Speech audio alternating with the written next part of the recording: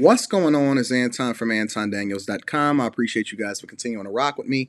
Thank you, thank you, thank you. For those of you that have not subscribed yet, make sure you hit the button and turn on the bell for the notifications and then hit a like for the YouTube algorithm. But California specifically, and we know California and Texas, in contrast, to be like their own mini countries. I mean, they operate how they want to, when they want to. They have a ton of people in a surplus in all spaces. But California news has recently come out, courtesy of Bloomberg, about how they see a $97.5 billion surplus being driven specifically by who? By the rich. And of course, this is courtesy of Bloomberg. So let me share with you different details of this article, and then I'm gonna break this down for you guys. Let me blow it up a little bit. So California Governor Gavin Newsom, who they tried to recall based off of how he handled the pandemic, and then we know that California is in wreck, right? Because we got people following people home, we got smash and grabs in jewelry stores, you have rail stations being robbed, we have a homeless problem over there in California, and I'm on the West Coast right now, but I'm in Vegas, not California. And there's a lot of people that moved away from California, and Texas people are saying, hey, don't come here. Florida people saying you're running up the numbers. Las Vegas people saying it's getting too expensive because y'all done ran over here and bringing y'all policies over here with y'all. But California Governor Gavin Newsom said Friday that his state has a record $97.5 billion operating surplus as high tax rates on his wealthiest residents mean he has more cash to fund liberal priorities such as education and healthcare. Now, we're going to go over some of these priorities that Gavin Newsom has, but this supports the evidence that for the longest and for as long as I've known in history, that the majority of taxes, in which people don't even understand it, but the majority of taxes is funded by the top 10, 5, and 1% of people. They pay the overwhelming majority of all of the taxes that the majority of people live on, right? And so we have this weird tax system where everybody don't pay a set amount. It escalates depending on how much more successful you're becoming. But let's continue to read, right? The surplus is bigger than the 2020 spending of every other state except for New York and Texas. Of that windfall, lawmakers can tap $49.2 billion for any purpose. So they can literally take this money and allocate it to whatever they want to allocate it for, depending on what they determine that the priorities lie. So this is where you see that money is being taken from your pocket if you're a bag chaser, and it's being given to other people that's saying that I want a handout. There are several programs that's in flight in multiple states in which people are basically leaning into socialism, and they're saying that we want a set amount of money every single month without any kind of restrictions on it.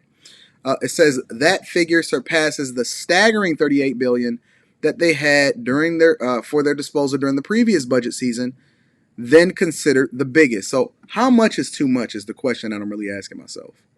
At what point do you say, hey, this is getting out of control, maybe we should give some money back to the people? The only president that I've seen in my lifetime that's ever reduced taxes or reduced the tax burden for people or corporations alike is Trump, if we just want to be real. Because nobody ever peels taxes back and say, you know what, we're making too much money. They just figure out how they can reallocate the monies and spend more of it in other places that you may not necessarily agree with. It says the surplus is simply without precedent. Newsom, a first-term Democrat up for re-election this year, said he has unveiled a $227 billion budget for the next fiscal year beginning in July. So basically they adjust up. They don't say, okay, we won, we're going to pay off our debt, and we're going to keep it moving. They say, okay, we're going to adjust up, and we're going to do some of the things that we really, really wanted to do. All right, while billionaires such as Elon Musk have derided California's high taxes as they decamped to low-tax states such as Texas. So Elon Musk says, listen, I'm tired of paying these taxes. You have all of these other states such as Texas, Arizona, Tennessee, Florida, amongst a few others, Nevada, that they have no state taxes, so you keep more of your money, which is one of the reasons why a lot of people are decamping and heading over to Texas. And then they're saying, but don't bring your voting policies with you because you're gonna ruin the state. The progressive tax system rakes in more revenue when income rises for wealthiest residents.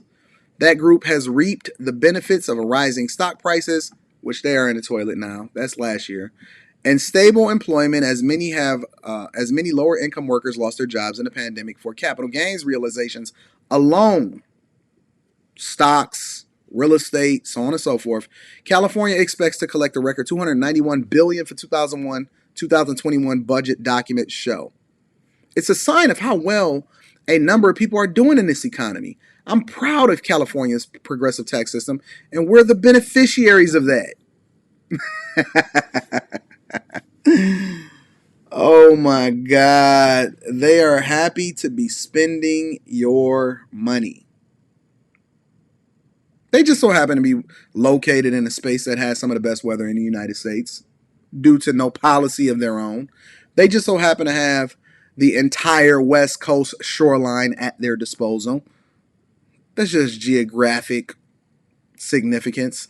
Does not mean that they've done anything better than anybody else, and they have crime running rampant in several parts of California, including San Francisco.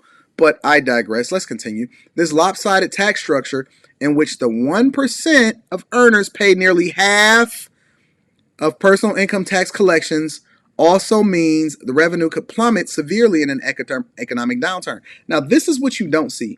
You don't see them planning for an economic downturn because stocks are in the toilet this year, and we don't know what that recovery or how long that recovery is going to take to come, because we know that it's cyclical, but we don't know when it's going to happen because nobody can predict the market. And what happens is they take this surplus and then they just spend wildly, and then they operate in a deficit the year after when the recession hits because they don't know how to manage a budget effectively. But the more eye-popping thing is the fact that 1%, this is a fact, this is not how we feel, 1% of earners pay nearly half of the personal income tax. Let's go down for a little bit. Newsom says he's deeply mindful of prospects of a slowdown. More than 90% of the surplus would go to one-time spending items. Reserves, including constitutionally mandated deposits, total $37 billion. He proposes paying off $3.5 billion of bonds early, an idea pitched by Wall Street, instead of using the cash selling debt to finance some capital projects. He says spending also plans billions of dollars to providing checks to residents to offset rising costs. What did I just say? What did I literally just say? They're going to take your money and they're going to distribute it amongst the people that did not contribute to the tax burden. They're literally providing checks to residents and saying, we're going to offset costs. It's not a systematic thing in which they change the policies or they modify how it is that people are impacted. They're literally going to cut checks to people that did not contribute. $800 up to 2 cars, blah, blah, blah, blah, blah. Let's go down, right? $11.5 billion to every eligible registered vehicle owner, capped at 2 $400 checks per individual. This is what they sold y'all on. This is how they convinced y'all to vote for them. $2.7 billion in emergency rental assistance. Victim Olympics. Literally. Victim Olympics. $2 billion for affordable housing production. $1.4 billion for overdue utility bills.